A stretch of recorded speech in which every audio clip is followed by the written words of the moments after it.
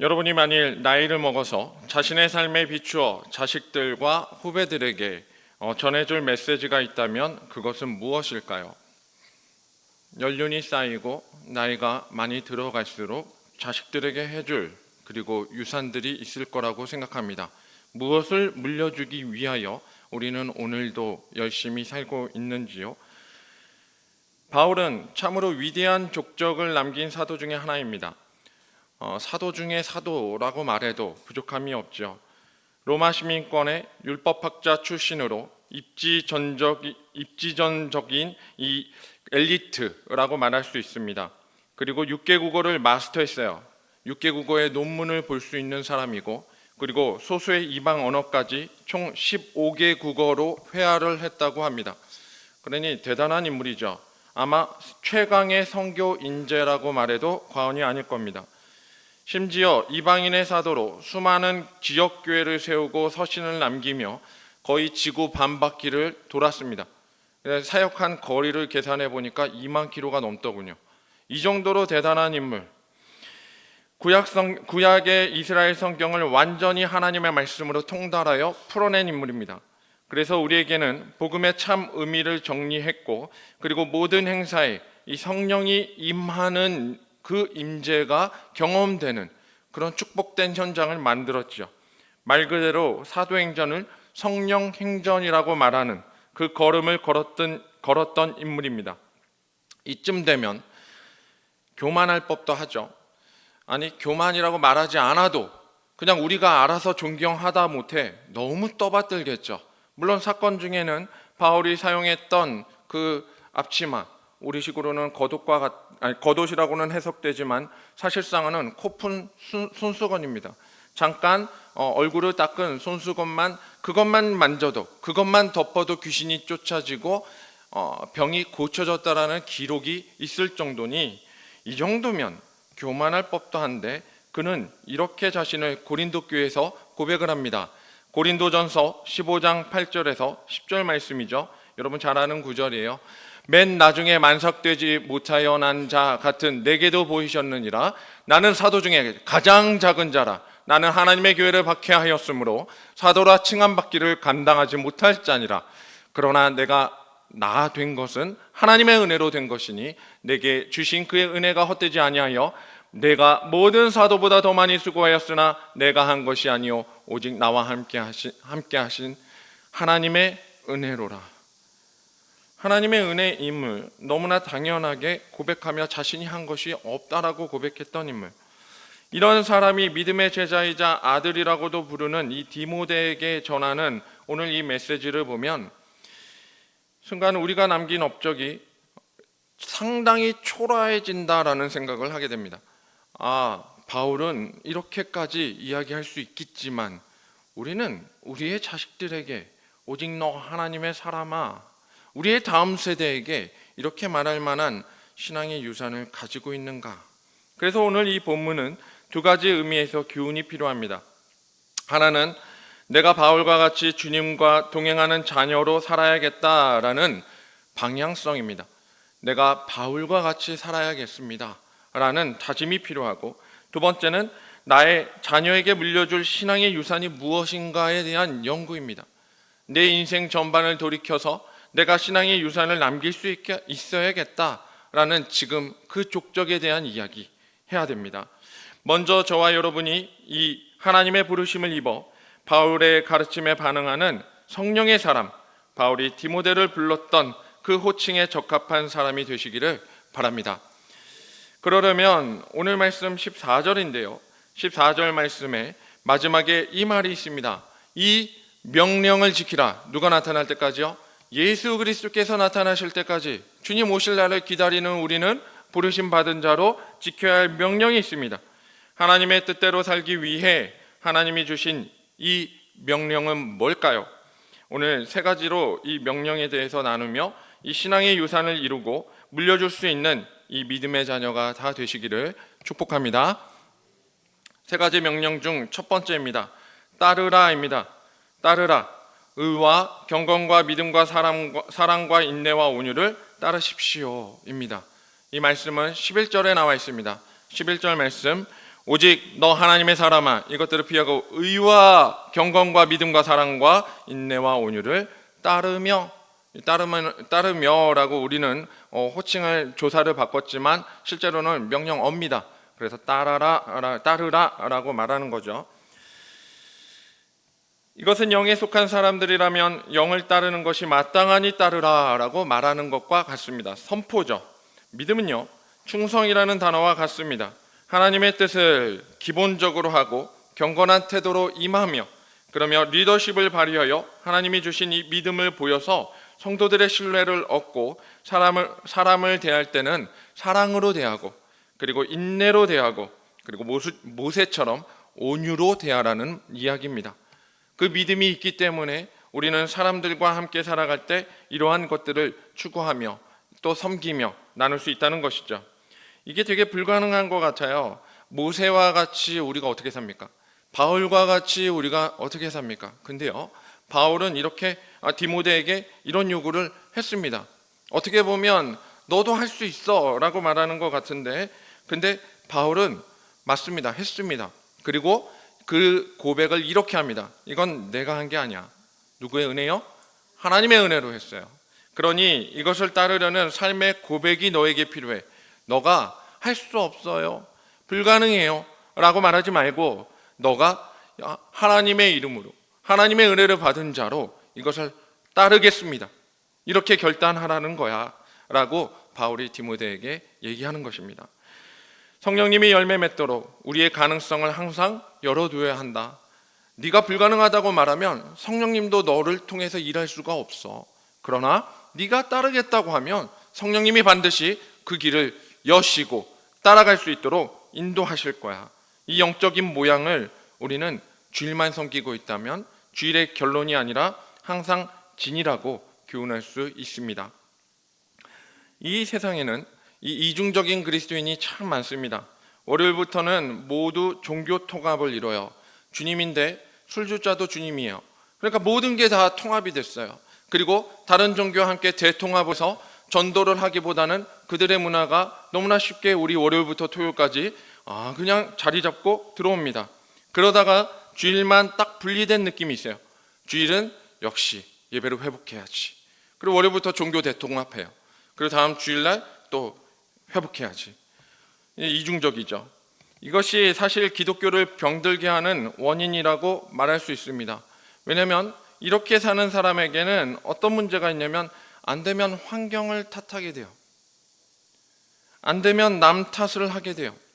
근데 그 이중적 그리스도인이 나인 줄 모릅니다. 내가 그런 삶을 살고 있구나, 이걸 몰라요. 이거는 설교하는 목사도 마찬가지거든요.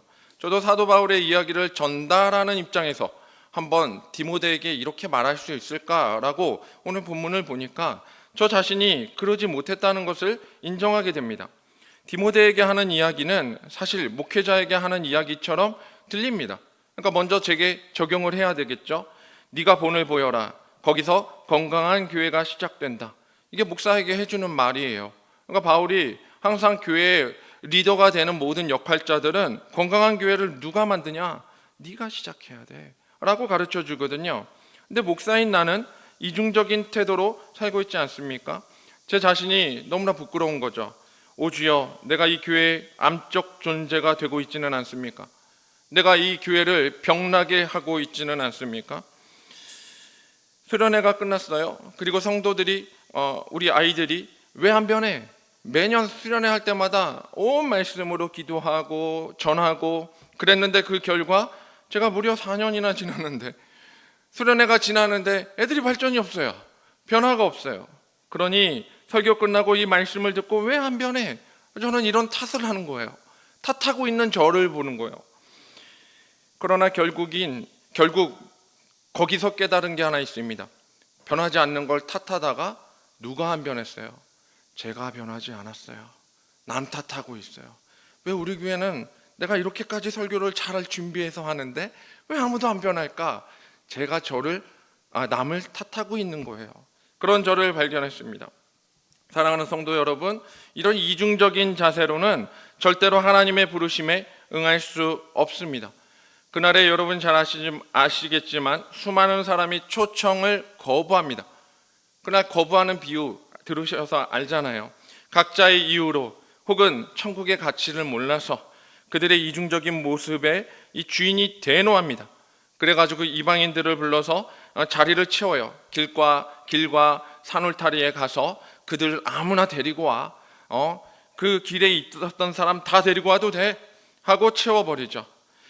이번 여름이 다 갑니다. 벌써 8월 말이고 벌써 8월 말이라 벌써 감기에 걸린 분들도 있는데 그 미리미리 계절 이 환기를 시켜주시는 것 같아요. 여름이 다 가고 있어요. 2026년 벌써 4개월 남게 됩니다. 이번 주 지나고 다음 주가 마지막 주죠. 그날 다음 날부터 9월 첫날이 시작되잖아요. 다다음 날. 하반기에도 여전히 새신자로 변화없이 살지 않기를 바랍니다. 내가 몇 년을 섬겼든 몇 년을 연륜을 쌓았든 새신자에서 하나도 발전하지 않는다면 나는 변화되지 못한 사람일 겁니다. 주님을 따르겠다라는 고백, 그것은 이제 부르심에 응답할 수 있도록 내 삶의 전부가 성령님의 이끄심에 따르시기를 간구합니다. 첫 번째예요. 두 번째 명령은 싸우라입니다. 싸우라. 12절 앞부분에 이런 표현이 있죠. 믿음의 선한 싸움을 싸우라. 여기까지요. 믿음의 선한 싸움을 싸우라고 이야기하는데 믿음을 지닌 여러분은 대단합니다. 왜냐하면 성경책 하나 가지고 하나님의 실체를 만나보지도 못했는데 성경책 하나 가지고 이 자리를 지키는 사람들이에요. 그러니까 사실은 믿음이 대단한 거죠. 예배의 처소와 환경이 어떻게 보면 뛰어나다고 말할 수도 없는데 많이 노후화됐고 시설도 많이 힘들잖아요. 그런데 그리고 뿐만 아니라 자꾸 엘리베이터 이야기할 때가 있는데 그냥 뭐라도 설치했으면 좋겠는데 이 계단이 참 불편해요. 그러니까 이렇게 어렵고 힘든 뛰어난 환경이 아닌데 괜찮은 환경이라고 말할 수 없는데도 여기서 예수님을 만나요. 그리고 하나님 아버지를 만나요. 그리고 사역으로 섬김으로 부담을 많이 주는 교회입니다. 제가 볼 때는 우리 교회에 많은 부담들을 던지고 있어요. 그러니까 여러분들에게 많이 부담이 되는 부분이 있는데 그럼에도 불구하고 끄떡없이 이 자리를 지키는 이유가 뭘까요? 그게 단 한 단어로 표현되잖아요. 여러분 뭐예요? 믿음이에요. 믿음이에요. 이 믿음 때문에 이 자리를 지키는 겁니다. 하나님이 보시는 신앙의 증거가 있어요. 이것을 보통 믿음의 두 가지 증거라고 합니다. 그래서 저는 자주 얘기하고 또 자주 얘기했어요. 그리고 애들한테도 많이 이야기했습니다. 목사님들이 흔히 성도들을 판단한 근거, 이 믿음의 근거로 삼는 이야기죠. 그래서 자주 말씀드리면서 판단 기준을 삼습니다. 믿음의 내적 증거는 기도입니다. 그래서 믿음의 내적 증거, 두 가지 증거 중에 내적인 증거는 기도로 나타나고 외적 증거는 순종입니다. 그래서 일을 시켜보면 알아요. 믿음이 있는 사람은 순종으로 합니다. 근데 믿음이 없는 사람은 일단 없음을 이야기합니다. 그렇게 되죠. 그리고 기도도 마찬가지예요. 기도는 믿음이 있는 사람은 기도가 절로 됩니다. 그래서 솔직히 기도를 시켰을 때의 부담감보다 그 기도를 할 수 있는 두근거림에 더 사로잡히게 돼요. 이 믿음에 대한 이야기죠. 첫 불순종은 사탄이 하였습니다. 그리고 그의 유혹에 이 첫 인간부터가 불순종의 이 역사로 시작되어서 오늘까지 지속되어 온 것입니다. 이 죄의 결과인 죽음에서 끊어낼 하나님의 위대하신 역사가 우리에게 믿음으로 주어지게 되었습니다. 이게 십자가 복음 아닙니까? 그렇다면 이 불순종으로부터 우리는 어떤 자세를 취해야 되겠습니까? 당연하지만 믿음의 선한 싸움이죠. 이건 싸워야 되는 거예요. 불순종하는 내 자신과의 싸움, 그리고 불순종하는 무리들과의 싸움, 그리고 결국은 영적 대적자인 사탄과의 싸움.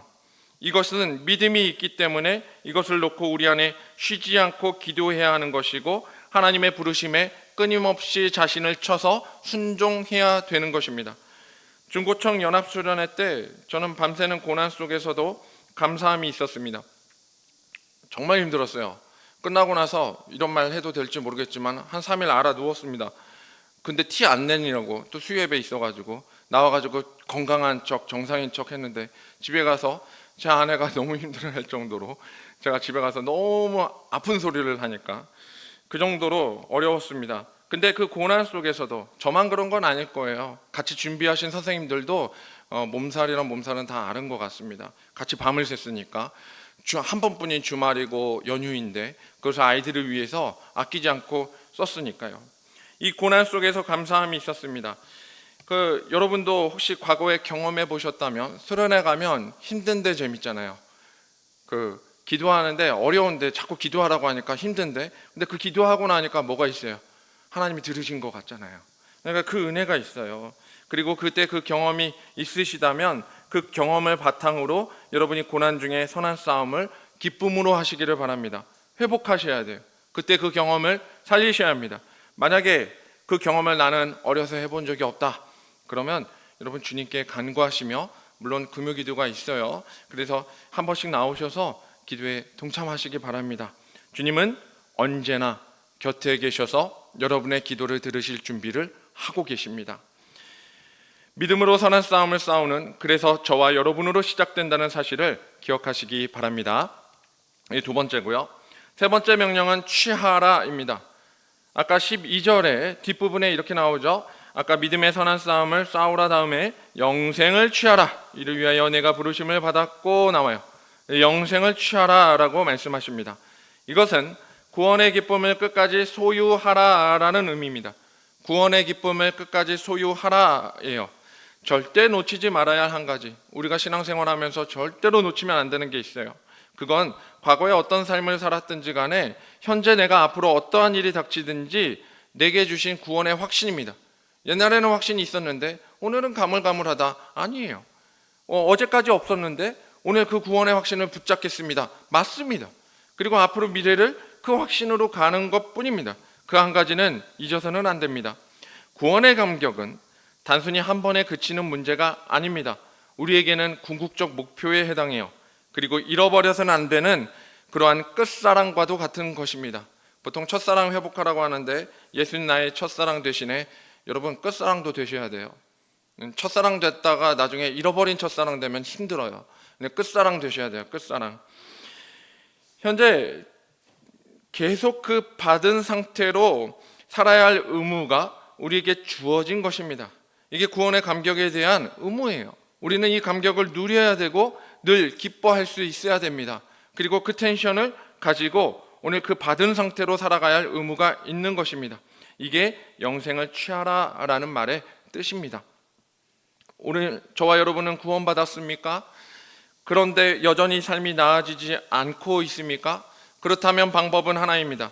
성령님을 따라서 하나님의 부르심에 순종하는 기도를 드리시기 바랍니다. 이게 세 번째 명령입니다. 해마다 교회에서는 이 일꾼 세우는 것이 상당히 힘듭니다. 그래서 연말에 이야기는 하지만 일꾼이 많이 부족해요. 특히 우리는 성도님들이 연세가 좀 많이 생기다 보니 이제 젊은이들한테 또 젊은 세대에게 물려줘야 하는데 그러할 거리가 많이 부족하고 훈련이 많이 부족합니다. 그렇기 때문에 늘 입에 붙는 게 연말마다 항상 부족해, 너무 부족해, 어떻게 채우지? 이거 연구하는 게 12월 한 달 동안 가는 거예요. 정말 힘들죠. 이것은 교회가 건강하지 못해서 생기는 문제라고 말할 수 있습니다.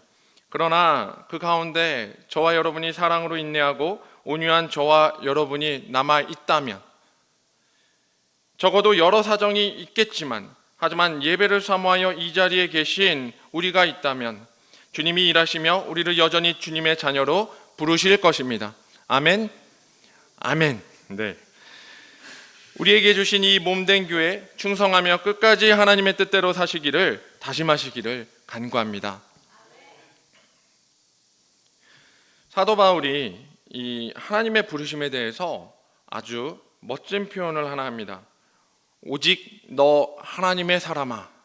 너무 멋있죠. 이것은 가슴 뛰는 표현 같아요. 그리고 사도 바울이니까 할 수 있지만 우리도 이 말을 들을 때마다 정말 가슴이 뛰어요.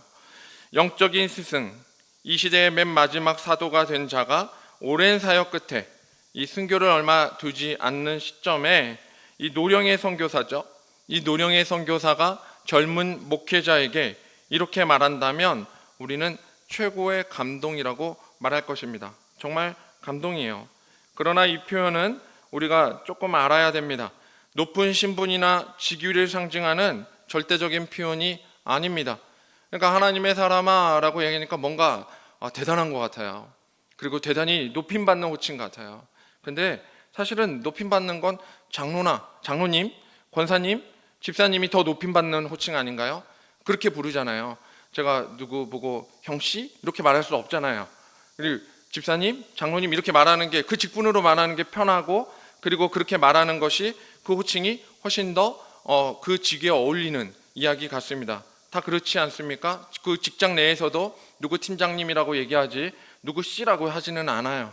그러니까 자기 이름보다 그 직위가 그 사람의 자리를 만드는 것 같습니다. 그렇다면 하나님의 사람이라는 호칭은 굉장히 높아 보이지 않습니까? 나를 하나님의 사람이라고 부른다는 건 굉장한 감동이죠.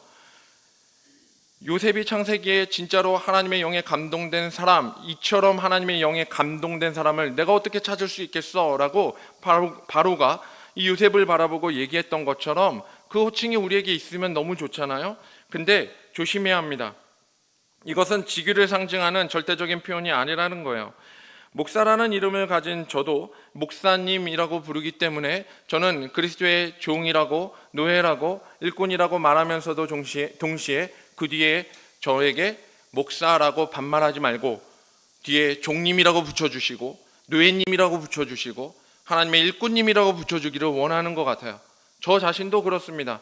목사님이라고 불러주길 좋아하지 반말로 목사 이렇게 얘기하면 얼른 깜짝 놀랄 것 같아요. 그러지 않겠어요? 그러니까 부를 때 안 보이는 데서 부르세요.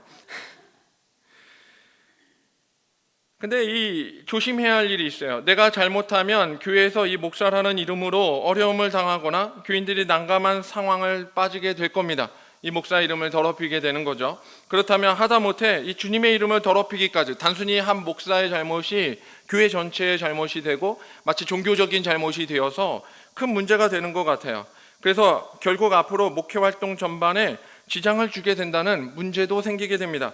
그래서 약간은 합리적이고 삿된 생각으로 조심하게 돼요. 이게 혹시 여러분 직분에 걸리는 함정 아닌가요? 저는 목사이기 때문에 좀 공적으로 조심해야 되고, 그리고 사람들한테 좀 더 조심해야 되고, 또 경건을 유지할 수 있는 모습을 보여야 되는 것처럼 그 조심성이 우리의 직위와 직무에 있는 것처럼 느껴진단 말이에요.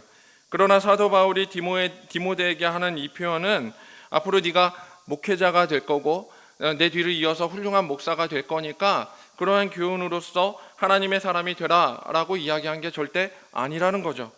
하나님의 사람은 높은 신분을 말하는 절대적인 표현이 아닙니다.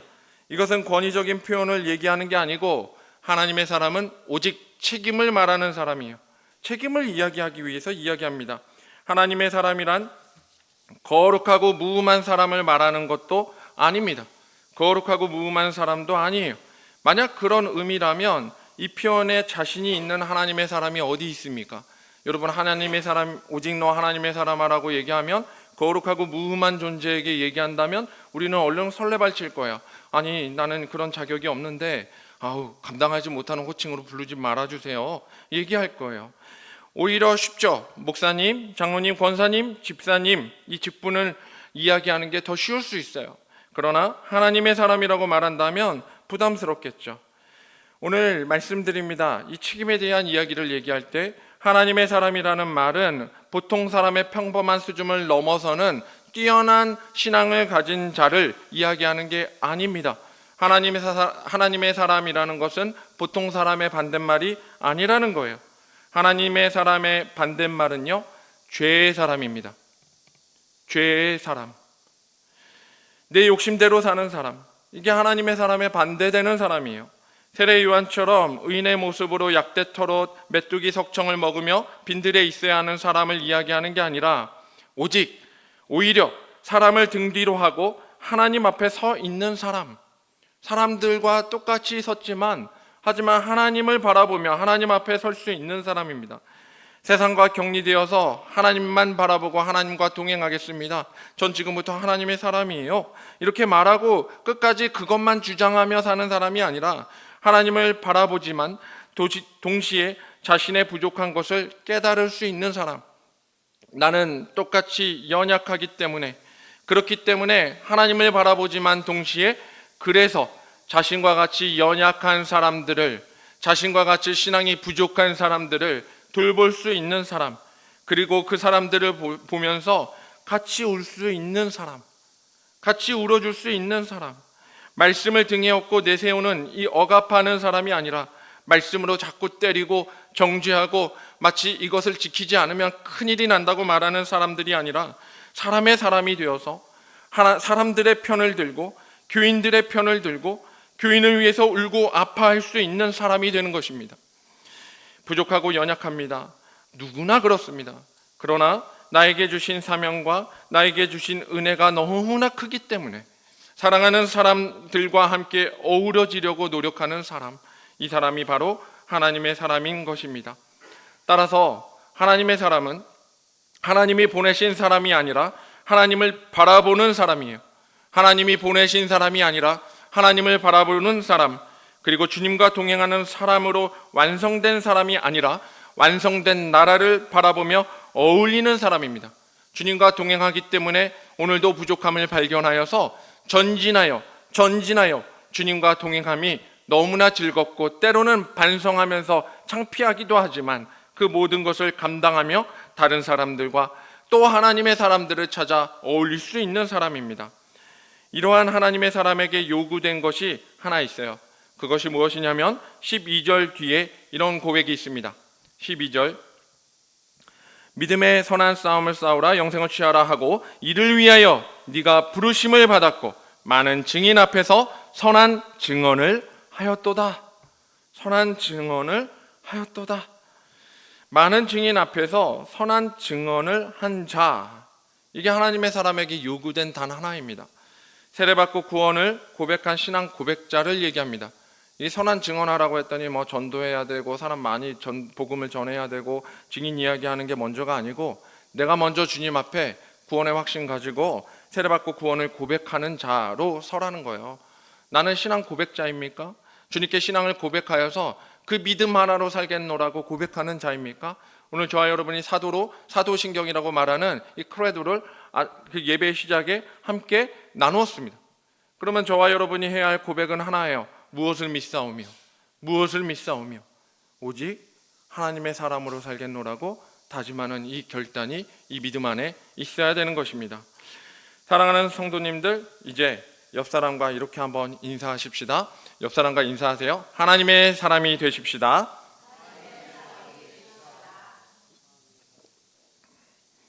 어려운 인사는 아닌데 뭔가 껄끄럽긴 해요. 이제 이 세 가지 명령을 지켜야 할 것 같은데 생각이 들 겁니다. 네, 결단하시라고 인사시켰어요. 단순히 직분을 의식해서 섬기는 수준이 그 수준을 넘어서서 단순히 직분을 의식하고 섬기는, 그러니까 목사라서 섬기고 장로라서 섬기고 권사라서 섬기고 집사라서 섬기는 이 직분을 넘어서서 우리는 하나님의 사람이라서, 하나님의 사람이기 때문에 세상에서도 교회에서도 우리의 가정에서도 직장과 어떤 관계에서도 우리가 가슴에 달아야 할 단 하나의 정체성, 하나님의 사람이기 때문에 우리는 이 정체성을 가진 자로 서야 되는 것입니다. 이 명령을 지키는 것은 당연히 너무나도 어렵습니다.